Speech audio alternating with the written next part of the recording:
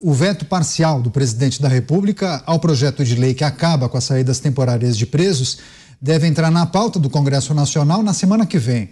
Essa informação foi divulgada pelo líder do governo no Congresso, o senador Randolfo Rodrigues. De acordo com o parlamentar, antes da sessão de análise, ele vai procurar os demais líderes de partidos para tentar chegar a um consenso sobre esse tema. Apesar da busca por um acordo, o presidente do Congresso, Rodrigo Pacheco, já sinalizou várias vezes que os parlamentares trabalham para a derrubada do benefício. Zé Maria, ainda que Randolfo Rodrigues esteja numa tarde muito inspirada e tenha um poder de convencimento fora do comum, alguma chance de ele convencer os líderes partidários a manterem essa decisão do presidente Lula? Ou seja, existe a chance da derrubada não acontecer? Eu fui conversar com alguns deputados que são ali símbolos, né, de setores do Congresso Nacional. E a resposta é muito simples. A política mudou. Hoje o deputado ele detém um poder muito grande, um poder político, de discurso, de fala, um poder de autonomia financeira, ou seja, as emendas deles, de cada um parlamentar, são intocáveis, né, impositivas, e ele não está muito aí para ações do governo, não. A partir de agora, as ações do governo, a política mudou. Tem que ser de convencimento. Se não for de convencimento, ninguém vai enfrentar nenhum tipo de ação que seja danosa à sua atividade, à sua vida. E aí esse deputado me citou como exemplo a votação na Câmara dos Deputados da volta desse imposto obrigatório de veículos, né? O DPVAT. E aí ele dizendo que vários colegas votaram a favor e foram massacrados na base eleitoral e também nas mídias sociais.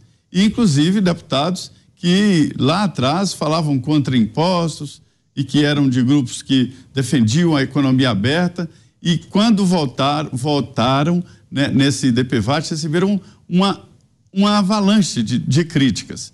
E aí a conclusão é de que ninguém mais cai nesta armadilha. Ou seja, aí diz o deputado, é preciso um convencimento muito forte para me fazer enfrentar os meus eleitores, enfrentar a opinião pública, senão eu voto segundo a opinião pública. E esse é um grande exemplo. O fim da saidinha, ou restrição da saidinha, que não acabou, ainda existe a saidinha, né? Mesmo se houver a queda do veto, haverá saidinha em condições especiais, pegou a opinião pública. E votar contra a opinião pública hoje, para um deputado, é muito pesado. E por que ele faria isso? Porque o partido mandou? De jeito nenhum, o partido não manda mais, como antigamente no deputado. Ah, porque o governo mandou? Não, o deputado não precisa mais do governo como antigamente. E fica muito difícil de convencer um parlamentar a ir contra a opinião pública e não ganhar nada em troca, né? Não há convencimento que possa levar um deputado a restabelecer essa bagunça, essa história do semiaberto e em seguida a saidinha. Eu acho a saidinha um subproduto do semiaberto. Agora você, Beraldo, o que é preciso considerar? Não seria mais fácil a base governista esquecer, deixar quieto, deixa rolar? Pois é, mas eu queria até antes, Caniato, esclarecer um ponto, viu, Zé? Que, na verdade, tem ignorância e covardia por parte de parlamentares que, como no caso do DPVAT, não conseguem ou talvez não entendam o real problema que está dado ali. O DPVAT, ele não foi extinto. Haviam lá, se não me engano, 4 bilhões de reais de sobras no DPVAT, que era um seguro administrado por um consórcio de seguradoras privadas, e o que se decidiu no governo passado foi a suspensão da cobrança, e foi se queimando esse estoque de dinheiro que estava lá, que na verdade devia ter sido redistribuído para o cidadão, e o cidadão que fosse ele individualmente fazer o seguro do seu veículo. Mas não, o que se fez foi consumir esse estoque de dinheiro. E agora precisava se resolver o problema, porque o DPVAT continuava existindo, mas não tinha mais dinheiro. Ou seja, continuava indenizando, né?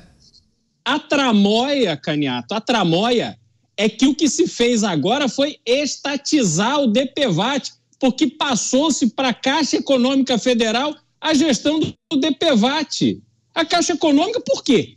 Por que a Caixa Econômica agora vai ser gestora do DPVAT?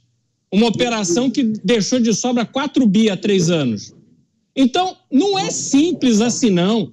Tem muita picaretagem nesse assunto do DPVAT.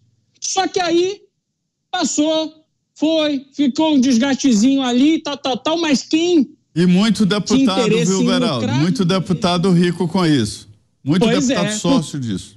Porque, inclusive, vai indicar lá a diretoria da Caixa Econômica. Aí começa toda a tramóia política ali para poder colocar a mão nessa grana que agora passa para o poder do Estado ao invés do consórcio de seguradoras privadas.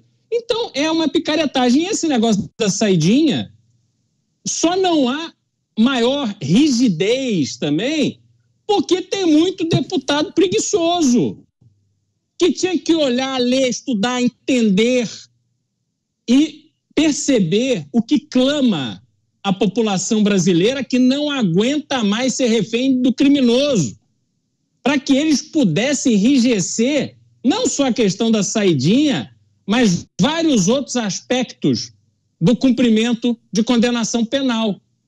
Mas aí não, aí ficou para a prova ali a saidinha, não, mas pode sair para estudar, pode ir para espaço. E aí o governo não está satisfeito, quer que a festa continue. E por que o governo insiste tanto num tema que ele sabe que ele vai perder?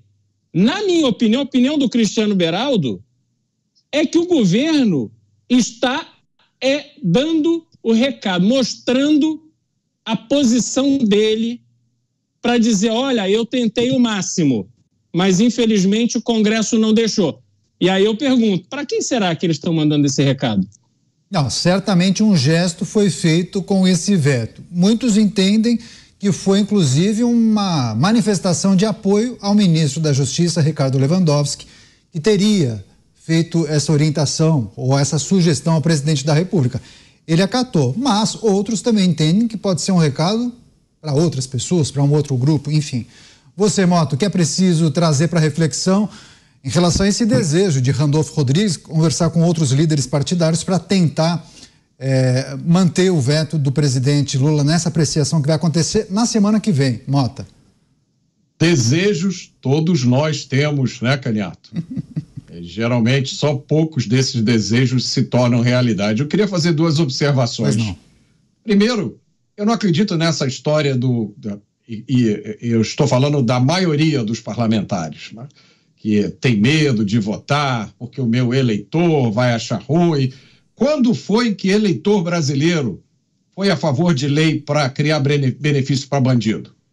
Quando foi que o eleitor brasileiro foi a favor de progressão de regime, de saidinha, de visita íntima? Nunca. Se esse raciocínio se aplicasse, essas leis não teriam sido aprovadas nunca. Mas elas foram. Parlamentares eleitos decidiram, aprovaram, ou pelo menos se calaram, não fizeram nada quando essas coisas foram todas aprovadas.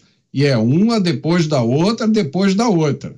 Então, eu acho que a questão não é como é que eu vou explicar isso para o meu eleitor. Eu não acho que eles tenham essa preocupação, não.